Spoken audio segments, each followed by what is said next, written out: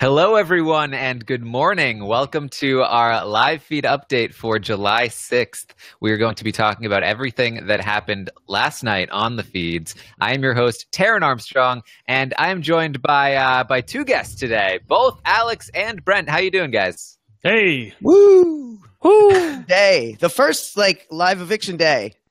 Yeah. It's like we've been watching this season for a year and a half. And this is like a true Throwback Thursday because it's me, Ian, and Rob tonight, like old times, and it's the three of us this morning. I'm into it. That's right. Yeah, someone's really good at booking the guests and scheduling. Yes, we love him. Yes. Really thought this through. Well, there's not a whole lot to update. We kind of debated whether or not we were going to do this, but I figured there's some important stuff to talk about, and we decided to get two of these people on with me so that we can really debate this stuff because there's not a whole lot to update on. So I think the first thing we need to update you guys on is that Christmas had her MRI, and she came back. She has, in fact, broken her foot. So this is an unfortunate situation. However, she was told, you have the choice. You can leave or you can stay in the game, but we're not going to change any of the competitions for you. And she chose to remain in the game. Yes. Also, it's just like if your video doesn't have sound, refresh. Yes. All right, moving forward. Yes, Christmas. Yes, as an ongoing thing, just for everybody who joins us in the chat, whenever we start, the sound is off, so you always have to restart when we come on. I know it's stupid, but that's the way Facebook Live works. Yeah, she has 2 broken bones in her foot. They say that they're not going to change any of the competitions for her. I'm dubious of that. I think they might switch a few things down the line, but that's Big Brother. It's just you're gonna have to go with the flow on this one. Contingencies. Yeah, they did say they might have some. I mean, I will say, modern Big Brother, even more so than back in the day, more and more, I think competitions are some kind of speed thing where everyone's in a lane or some kind of time trial. There's more of that than ever before. So, common logic says, an injury may be good for Christmas because we've seen how an injury is good for someone in the past. But, yeah, I don't want to discount the fact that there may be a lot of competitions coming up that she can't play in. A lot. Yeah, she essentially will probably have to sit out of a fair amount of them, especially if she's not even able to get her foot wet. We know a lot of these competitions have a water element to them. Or molasses or mustard or something. You know what I mean? Yeah, it's not even going to be her call. It's the doctor's call whether or not she can participate in the competition to begin with. And then after that, she still has to win it. So there's a couple different things going on. But, Taran, that's if she even gets to those competitions, because we got shit to talk about. It's true. So the last time we updated you on the state of this vote, it was looking like it was going to be 7-5 with Josh as the secret 7th vote to keep Christmas. However, last night, Josh, he was very busy. He talked to Mark, he talked to Matt a little bit, he talked to Paul again, and he had a long talk with Christmas. Then he had a talk with Jason and Alex and them, and by the end of the night, he was feeling all confused and conflicted, Brent. Yes, well, he's given his word to both sides. He's emphatically said to both sides, I'm with you, don't worry, I'm telling the other side what they want to hear. I thought for the longest time, I even did a Periscope last night because I wasn't sure we were going to do anything today, and because I thought Josh's vote was locked in, saying that, people don't worry, Josh hasn't given the other side any information, and I really do believe that still. There's an element of Josh who wants to make Paul happy. He hasn't divulged everything that he has talked about with Paul and Christmas to the Alexes and the Jasons of the world. On the flip side, he has divulged to Paul and Christmas things that Cody and Alex and Jason have said to him. So I think there's an element of that there, but you're right. He did say on the live feeds after everybody went to bed and he was talking to himself in the dark. And by the way, so cute. I love it when people do this. They are talking to themselves, and Josh is one of these people. He's like, is the camera on me? Is it on me? Are you guys, he wants the camera to nod up and down. Yes, we're watching you. Please talk to us. But seriously, he is torn because he has loyalties to both people in both sides. And I don't think he really wants to vote out Christmas or Jillian, but he's going to have to. Yeah, it's funny asking if the camera is on you, because we know that Steve tried to talk to the cameras a lot and then discovered after the season that the cameras were on him maybe a fourth of the time. So it's a valid question. But yes, I think it's a valid question, but you have to know when. I mean, Josh picked a good time, maybe unknowingly, but everyone else is asleep. No one's up in the HOH room talking. They're all the lights are all out. So this is a good time for the cameras to probably be on somebody who is, and he knows it, the swing vote. That's the other thing. I said in my Periscope that I thought, well, maybe Josh doesn't even know he's the swing vote. He just wants to be good for both sides. But Bitch knows, and he knows he is the 7th vote, or he could be the 6th vote to tie it up. Yeah, he's basically discovered that both sides recognize that he is probably the swing vote, and that both sides are going to be angry with him if he goes the other way. And he had this idea that he was going to be able to hide this, and he was going to be able to lie about his vote. But I think his talk with Christmas, it didn't go as well as it should have. Christmas, she talked a lot about him and like, you need to be doing, like, you're doing so much better now. And like, I'm really proud of you, but not a lot about like, I'm going to help you integrate into my alliance and like, you're going to be with me. And he was really not happy about that, because then he goes and talks to Alex and Jason, and they're like, dude, you're with us. You're with us. We're a solid group. And that's what Josh is looking for. He's looking for a group. And this is unfortunate because after Josh talks to Christmas and Paul and all of them, they're all saying like, yeah, Josh is with us. We're taking him to jury. We like Josh. After he talks to Alex and Jason, they're like, we're just going to pretend we're in alliance with him, but we're not actually in an alliance with him. So he's getting the wrong read from these people. But that brings up the question, Alex, what would you do if you were Josh? This is asked by Carrie in the chat. What's the right move here? It's tough, right? I mean, he's already positioned himself in such a way where, like, whichever way he goes, that other side is going to know that he didn't vote with them. I mean, it's pretty much, it's very clear at this point which way the vote swings is going to – everybody knows that Josh sits in the middle, and that's kind of a problem. Like, the sides have become divided enough in the House where people see when Josh leaves and talks to one group versus talking to another group. And, like, if you're going to be doing that stuff, you don't want anyone to be, visibly noticing every time you're doing it. Man, I'm really having a hard time deciding what the right play is here for him.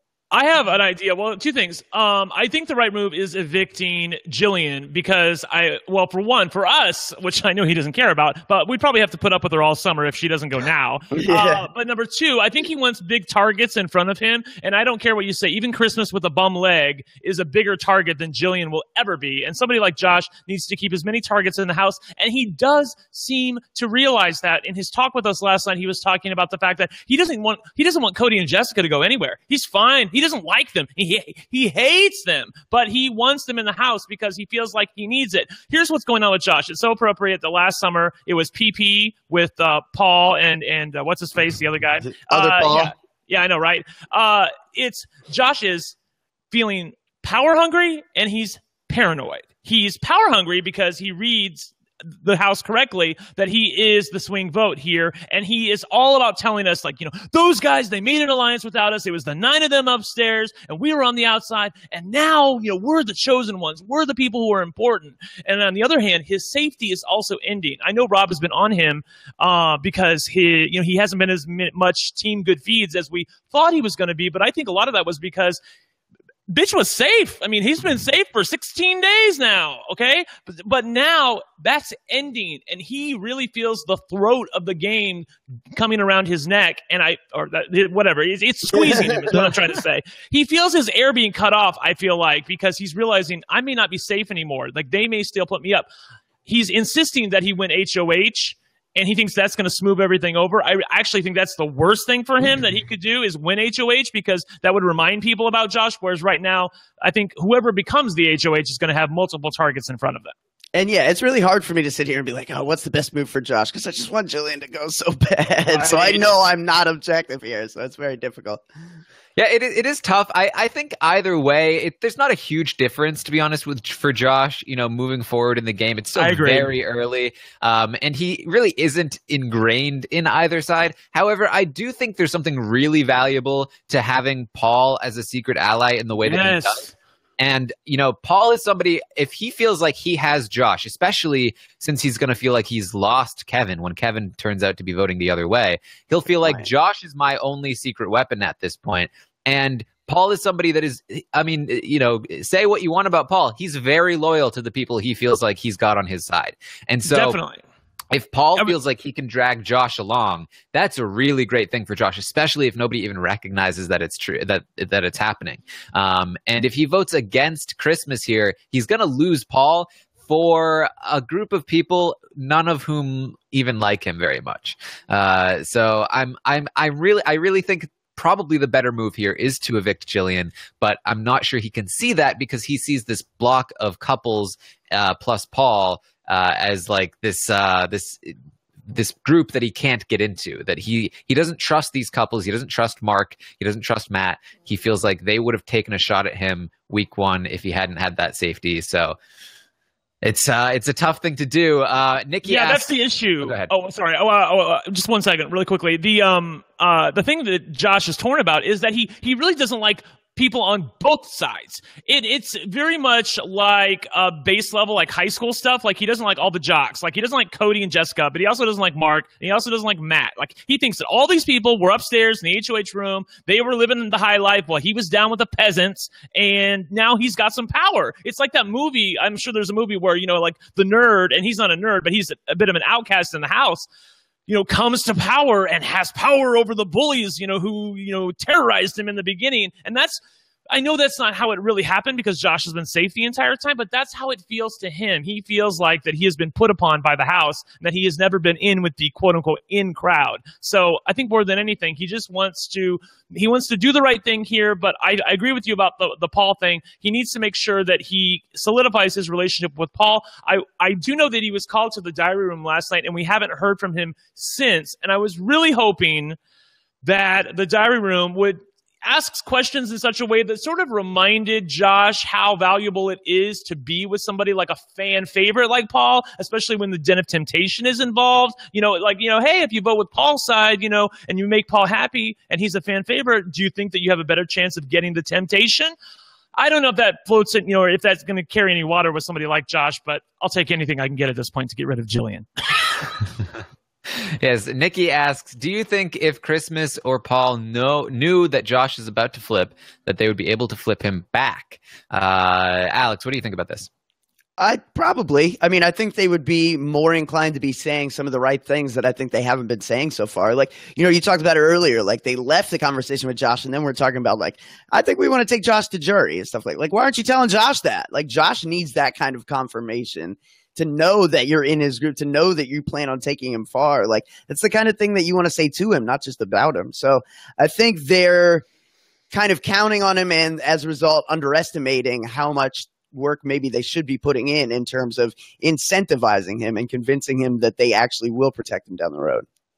Yeah, I mean, here's the thing. I think Christmas could bring Josh back if she found out that he was wavering, but I feel like if Paul thought that Josh was wavering, Paul would just go full force. He'd start threatening, and he would push He'd push Josh away. Well, but that's what Jason did last night, though. Jason cornered Josh in the storage room. This is the first time we got an inkling that maybe something was going on because Jason got Josh in the storage room and was like, dude, because Josh kept wanting to talk about the HOH competition upcoming, and Jason was having none of it. He was like, dude, as long as you're with us, as long as you're with our six, we're good. It's the six of us together. We have to be six strong.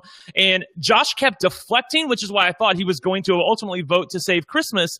But it doesn't feel like that now because as time has gone on, it does feel like he has become more and more with the Jillian side of things. Yes, and I mean, something else to consider, I have put a poll up on Twitter. It seems, granted, this is not BBOTT. Who knows how accurate my poll is, but it seems as though the general consensus, at least for the people who watch the feeds and follow me on Twitter, is that they want to give this next, I wanted to call it a care package, temptation to Christmas. However, if Christmas leaves, we could see it go to somebody else. Alex is in second place on my poll. However, the other category also has a large portion of the vote. So it could go anywhere if Christmas leaves. Do you guys have any idea where this might go? Do we care? The ring of replacement. No, we don't care. Maybe Kevin. It's sort of a wonky power anyway. I mean, I guess in the right circumstances with the right exact timing, it could be useful. But other than that, I really don't think it's worth much. So I mean, like, I guess it could go to Christmas, but who cares? Yeah, it's really such a non-issue. I mean, like, I'm more into the one that's coming after. Yeah. Allegedly. Yeah. The halting hex, yes. I think the one way it could be remotely valuable is if Christmas does stay, she does get it, then she could theoretically use it to help backdoor Cody. If Cody gets picked, she could pull him and replace him. But I mean, either way, it's even that, like, that's the most effective use of it, really. And even that's just kind of like, okay, it's just making for a more boring week, I guess. Like, yeah. Right? Right. I saw a comment in the chat earlier that said that why are we so biased? Bitch, first of all, I'm always biased. Okay, but I put that on the table though. But when I'm saying objectively is that I do believe that getting rid of Jillian is his best bet for a variety of reasons, which Alex and Taran have talked about. Mainly because of the fact that side of things really they don't like him. They don't trust him. The fact that he was wavering a little bit was enough for Alex and Jillian to say, you know what? Well, we're just telling him that we're in an alliance, but it's not really worth anything. Like, it's not worth the paper that it's printed on. So I really do feel like going with Paul is his best bet for a variety of reasons, not which his trust in Paul, keeping a bigger target in the house, and of course the fact that Jillian's group doesn't really trust him all that much. Yes, I'm biased. I have to watch these people all day. Christmas is like going after people and like talking about like beating people up with their crutches. And Jillian is a houseplant. So sorry, this is a factor. I mean, if you want to say it's not a factor, then why are they giving out temptations like hotcakes? Of course, it's always going to be like this is part of the game now. Yeah, and I think the important thing to note is that obviously he has no relationship with Cody and Jess. They still hate him.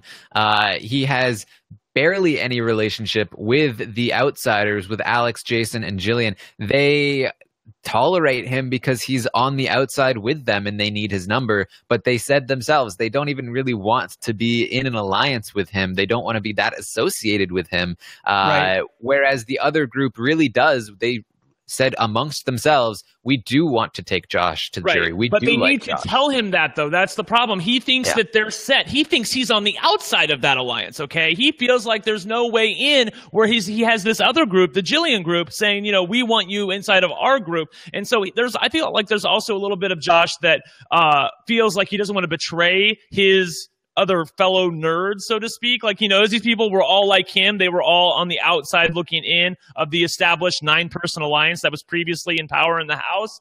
And he doesn't really want to go against them, but it really is his best bet. Yes.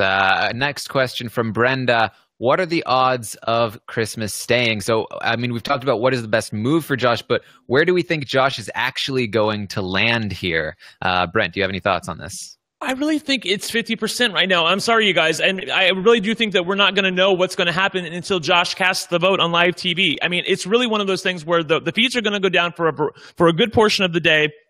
And unless I see something really definitive, I'm really not going to believe Josh because he's been so torn about this. And I do feel like there is a big part of Josh that does not want to disappoint Paul. I know he's thinking all this other stuff, but he's still going to have to pay the piper when those votes come in. And if he realizes that he's done Paul wrong, and he really loves Paul, he's like, I love that kid. I feel like we have the same upbringing. We have a lot in common. And he always talks about Paul. He's like, Paul says this. He's such a great guy. I do disagree with Alex a little bit. I can't remember which one of you said it, but I think that Paul actually might be the better person to go to talk to Josh because that they really just have some sort of bond that seems almost unspoken in Josh's eyes. Yeah, I was going to say like 45%. So yeah, it's about there. I mean, only based on like the last thing we heard had me thinking he might be leaning Jillian, but yeah, feeds today, most of which, as Brent alluded to, we're not going to see. So that's really going to be, today is going to determine a lot of it. It's going to be a fun show. Yeah, well, basically, I mean, from my point of view, based on what I heard Josh say last night, if nothing changed, I think he's going to evict Christmas. He's talked about, I love Christmas. I love Paul, but I don't think it's best for my game to do this. I would only be doing it because I love them. That's never a good place to be when you're making a decision. Ultimately, you always go with the selfish option, the thing that you think makes the most sense for you. And if that's how he's feeling right now, then I think that's the way he's going to vote. That could absolutely change. I think there's a huge percent chance that he talks to Paul or to Christmas, and he changes his mind about what's best for him. But I think if nothing changes from where we are now, if he doesn't get checked in with Paul and Christmas, then I do think he's going to evict Christmas. However, I literally just saw a tweet from Christmas saying I have to check back in with Josh. I was just going to say, yes, exactly. Christmas and Paul, they did, first of all, two things. They are going to check in with Josh today. They said they were going to talk to him and have a good long talk. Great. But last night, they really dropped the ball. I mean, my God, I think it was Stina Nitz on Twitter who said, when the night before an eviction vote, if the vote is at all close, you do not go to bed before the other votes go to bed. And Paul and Christmas totally left Josh alone for a great portion of the night. Really dropped the ball here. I don't know what they were doing. Maybe they don't, it's very easy for us on the outside to see how important Josh is, but Josh realizes how important Josh is. So I have to believe that Paul and Christmas do. Yeah, we really need to reevaluate how good Paul is if he loses this key vote to the persuasion powers of whistle nuts. Yeah. All right, so this is going to be an exciting eviction. We really, just in general, this whole week has been very, very exciting. This is a great first week. We're not seeing a House vote at all. We're seeing a 7-5 or 6-6 vote almost definitely, and we don't even know which way it's going to go the morning of. So it should be an exciting show. It should be an exciting podcast with Brent and Ian. So make sure you check all of that out. We will be back tomorrow, I believe, with Rob Sestrignano himself to be updating you guys on everything that happens with the new HOH, who the potential nominees are going to be. It'll be very exciting, so make sure you check that out. And thank you so much for joining us. We will see you next time.